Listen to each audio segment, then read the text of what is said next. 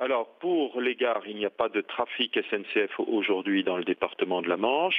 Les routes sont le point évidemment très difficile, circulation très difficile dans la Manche, notamment dans le Nord Cotentin, mais en fait dans une grande partie du département. Notre priorité, c'est le rétablissement d'un minimum de circulation et à cet égard, nous avons le concours de renfort à la fois de l'unité de la sécurité civile du ministère de l'Intérieur, mais également de sapeurs-pompiers venus de 3 autres départements.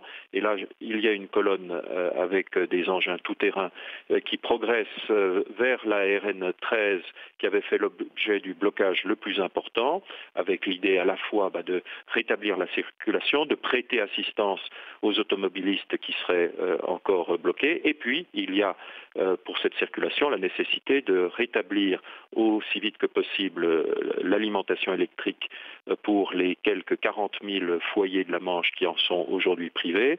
ERDF et ses équipes ne peuvent évidemment pas intervenir sans un minimum de circulation rétablie. Nous aurons également dans la Manche, dans l'après-midi, le concours de 6 engins lourds de l'armée qui nous viennent d'Angers. Voilà, avec ces moyens supplémentaires, je pense que nous pourrons rétablir la circulation sur une partie au moins des axes, mais la situation reste aujourd'hui très difficile et il est évidemment recommandé de ne pas circuler.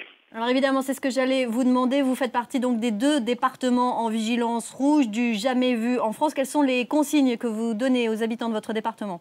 La consigne est très simple, rester chez soi, rester à l'abri, se tenir informé de l'évolution de la situation et ne pas prendre sa voiture sans avoir vérifié que l'axe était praticable et pour des motifs réellement très sérieux.